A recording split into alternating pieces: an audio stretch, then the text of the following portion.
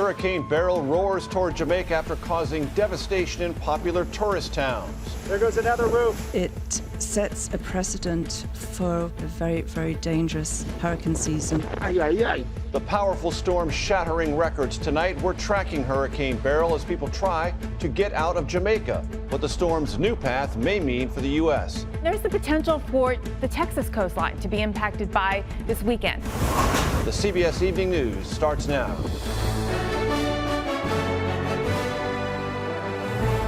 Good evening, everyone. I'm Major Garrett in for Nora O'Donnell. Hurricane Beryl has left a path of near complete destruction of homes and buildings across the Caribbean as it heads toward Jamaica, with possible impact on the U.S. later this week. The deadly, record-breaking hurricane, now a Category 4 storm with winds of 155 miles per hour, is expected to bring life-threatening conditions to Jamaica early Wednesday. At least 6 people are dead, and officials say that number could rise. CBS's Tom Hansen is in Jamaica tonight. It is sheer destruction across the Windward Islands. In Grenada, Hurricane Beryl slammed into the country Monday, packing heavy rain and 150-mile-per-hour winds. 95% of the small island of Carriacou now unrecognizable. The situation is grim. There is no power. There's almost complete destruction of homes and buildings on the island.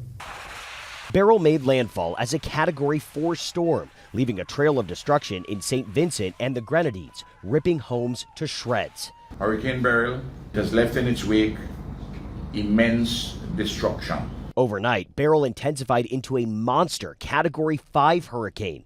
There's never been a storm this strong this early in the season. Unusually warm ocean water in the mid to upper 80s is fueling this massive storm, now taking aim to close to 3 million people in Jamaica and the Cayman Islands. Residents on Grand Cayman waited in lines as long as 3 hours, stocking up on groceries.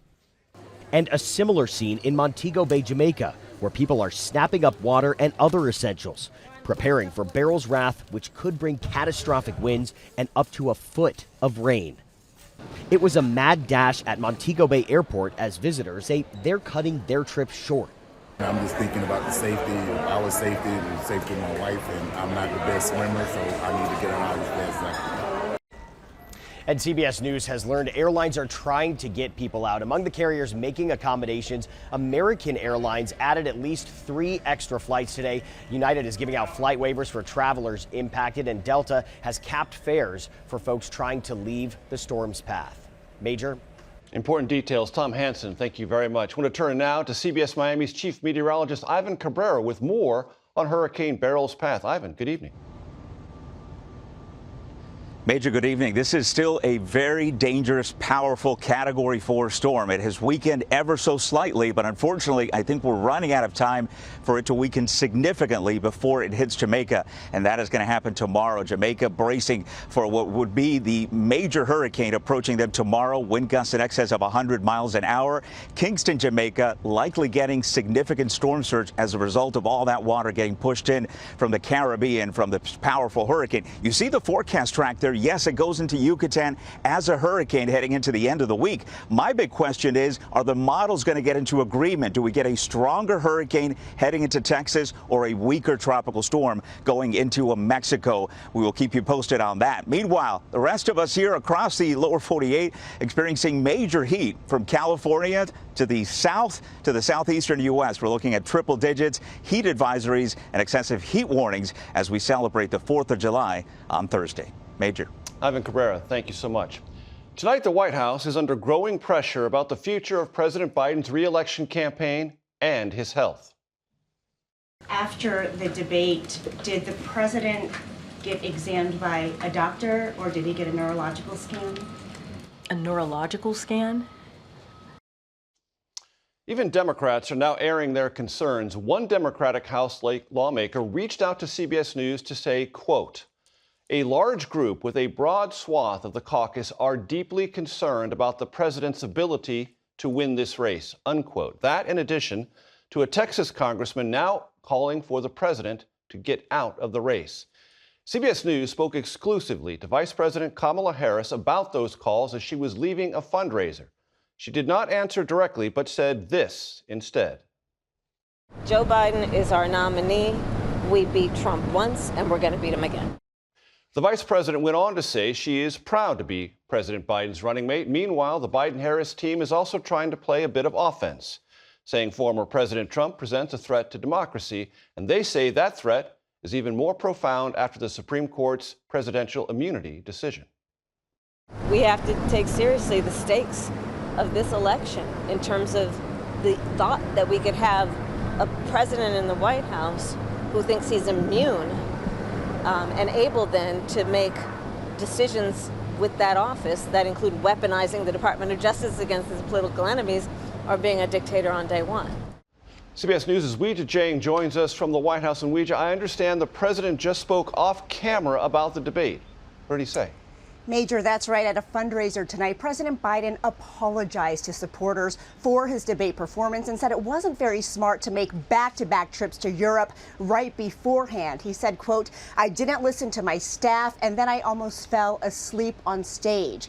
A performance that has now Democrats questioning his political future.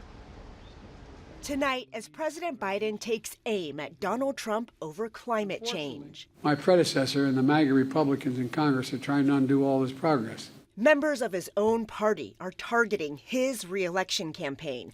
Texas Representative Lloyd Doggett is the first Democratic member of Congress to publicly call for Biden to step down following his debate performance. We must have the strongest possible candidate, and I don't believe that's Joe Biden. We can provide a candidate who is a genuine new alternative to the criminality of Donald Trump.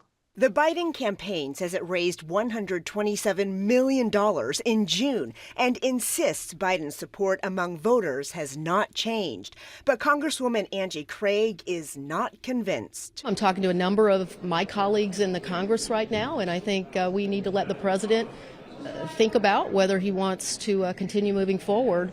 Another House Democrat tells CBS News a large group of lawmakers are hoping he will make the right decision to transition out and find the candidate to do this, as constituents blast them with questions about Biden. And, Former House Speaker Nancy Pelosi said this about Biden's health. He has a bad night.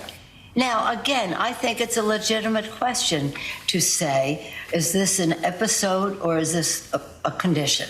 In response, the White House said the president had a cold and a bad night. Was he taking any medication that would have interfered with his performance? He was not taking any cold medication. After the debate, did the president get examined by a doctor or did he get a neurological scan? Just to take a step back. It was a bad night. We understand that it was a bad night. Tonight, a top Biden aide tells CBS News he has not received a neurological scan or exam. And the White House is stressing that Biden can handle the job, announcing a flurry of events, traveling to Wisconsin and Pennsylvania in the coming days, holding a press conference next week, and speaking to Democratic governors tomorrow. Major. Weijia Jiang, thank you. The fallout has already begun over the Supreme Court's landmark ruling that gives presidents, quote, absolute immunity, unquote, for official acts while in office. Today, the sentencing date for former President Trump's so-called hush money case was delayed until September 18th, as Trump's attorneys seek to overturn that conviction. CBS's Jan Crawford is here with us. Jan, fair to say that in this Supreme Court term, the former president played a large role? Yeah, I mean, that's fair to say. And it was a good year for the former president. In 3 of the cases that the court had that directly affected him, he won all 3. But 2 of those cases may not end up being that big slam dunk that he was hoping for. First, they had that Colorado ballot case, a big win for Trump, where the court ruled unanimously that states couldn't kick him off their primary ballots. Then we had the January 6th case involving the obstruction of an official proceeding charge that Trump and several hundred January 6 defendants were facing. The court narrowed that charge, said it had to be tied to destruction of evidence or documents. But special counsel Jack Smith can probably show that Trump was trying to interfere with evidence, and that charge will remain. And then finally, immunity. They can definitely immunity for official acts, but not for unofficial acts. What does that mean? Special counsel Smith is going to have to show that some of that behavior around January 6th was unofficial. And I think it's highly likely he will be able to do that, and that prosecution will still go forward. Jan, another theme for this high court term, dealing with the federal bureaucracy and its interaction with individuals and businesses in our country. Absolutely. I think that in many ways is the big takeaway from the term of what the court did to kind of rein in the so-called administrative state, what conservatives like to refer to as unelected federal bureaucrats. In 3 different cases, the court really recalibrated their power, scaling it back. It's going to make it easier for Americans and businesses to challenge a lot of those agency decisions. A different legal landscape. Jan Crawford, thank you very much. Now we'll look at tonight's other top stories, starting overseas with developments in the Israel-Hamas war. There are new evacuation orders for part of southern Gaza. And CBS's Holly Williams reports that could mean another ground assault is coming. There's an exodus again in Gaza, Major, after Israel's military ordered Palestinians to leave sections of Khan Yunis, the Gaza Strip's second biggest city. The United Nations says it'll force 250,000 people from their homes.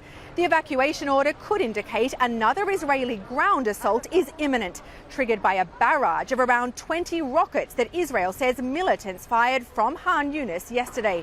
Israeli troops withdrew from the city in April. Their return would highlight just how difficult it is to destroy Hamas, Israel's stated goal in this bloody war. Now to an urgent health warning after officials say 2 cases of dengue fever reported in the U.S. were transmitted by infected mosquitoes here, not abroad. CBS's Christian Benavides explains. Florida leads the nation in dengue cases, with Miami-Dade County as the epicenter. That has officials here on high alert. They're using specialized trucks like this one to try and control the mosquito population. The cases were acquired in the Florida Keys, Major, unlike most cases which come from international travel. When it's locally transmitted, it means that you have a nest of mosquitoes that are infected in the area and able to transmit the infections to people.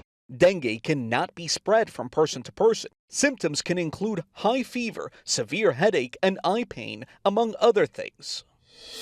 And if you were one of the millions heading to the airport this holiday week, there may be a welcome surprise waiting for you when it comes to some of those annoying fees. CBS's Chris Van Cleve explains. We're in the middle of what's expected to be the busiest summer travel season ever. And now, Major, 2 of the nation's discount carriers who charge for basically everything are dropping some of their least popular fees.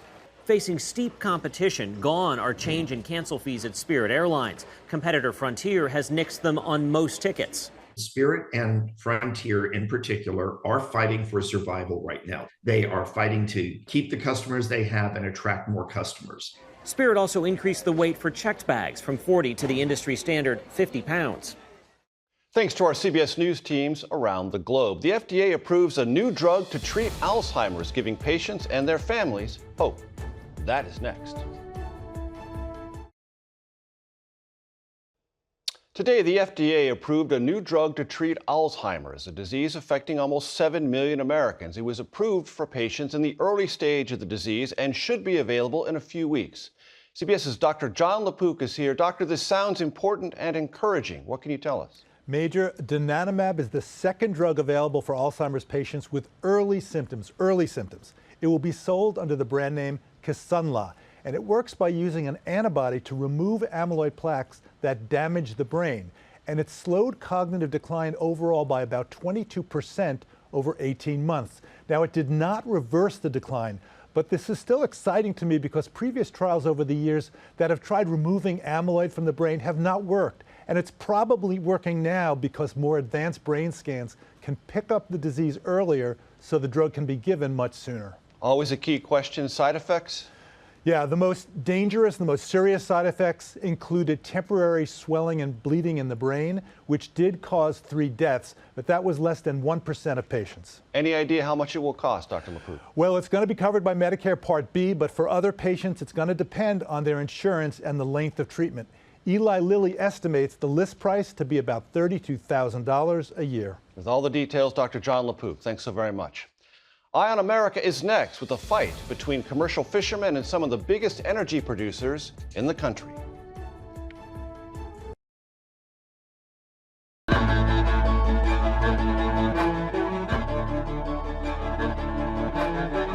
In tonight's Eye on America, we are examining shrimp, oysters, and liquefied natural gas. In Louisiana, there is a battle unfolding that has some commercial fishermen and producers of LNG squaring off. CBS's Ben Tracy reports from the Gulf Coast. When Travis Darter and his fellow commercial fishermen spread their nets into these Louisiana waters, there used to be just one word to describe it. Happiness. Happiness. Yeah, we love what we do, right? This channel flowing into the Gulf of Mexico is famous for its shrimp. Now it's known for something else. It's like a nightmare, but when you wake up, it's still there, right? He's talking about this liquefied natural gas export terminal called Calcasieu Pass, or CP, built next to the town of Cameron. LNG is natural gas that is supercooled into a liquid, so it can be loaded onto tankers and shipped around the world. The CP plant is owned by a company called Venture Global. We used to have shrimp boats tied all along where this plane is. He says they had to relocate their boats and their catch has dropped dramatically. Got one shrimp. He also moved his family out of Cameron, worried about air pollution from the plant. Hell yeah, I'm mad as hell. Venture Global denied our request for an interview, but in a statement said there are no impacts from our projects on fishing or shrimping in the area. Its CP plant is one of 8 operating LNG export terminals in the U.S. 7 more are under construction. Capacity has more than tripled since 2018 and is expected to double again by 2030. Climate activists call these new LNG plants carbon bombs. Natural gas, while considered cleaner than coal, still produces both carbon dioxide and methane emissions that are rapidly warming the planet. These new LNG projects could operate for decades, long past when scientists say the world must stop burning fossil fuels. We are the largest exporter of natural gas in the world. We spoke to Energy Secretary Jennifer Granholm just after the White House ordered a pause on approvals of new LNG exports in January. The pause is about what is going to happen to our economy and what is going to happen with greenhouse gas emissions. Those who are asking us to look at this have it right. This is not the right decision. Louisiana Attorney General Liz Murrill is one of 16 state attorneys general who just convinced a federal judge to temporarily lift the federal LNG pause while litigation against it proceeds. She says the pause hurts Louisiana's economy. The country and the world is going to need natural gas. Do you worry about the potential climate impacts? No. Why because not? that's not my job. I mean, my job is to hold them accountable under the law. One could also argue it's not your job to worry about the economic benefits of a particular industry. So it doesn't just affect the industry. It affects our tax base. It affects our communities. It affects our whole state. Travis Darter is worried about 2 more LNG plants likely to be built along this channel and what that means for his livelihood. Yeah, he's dead. Well, I mean, we're literally fighting for our lives here. A fight he can't afford to lose. For Eye on America, Ben Tracy, Cameron, Louisiana. A young woman hopes to bring girls of all ages and backgrounds into the world of skateboarding. That's next. This portion of the CBS Evening News is sponsored by Liberty Mutual Insurance. Only pay for what you need.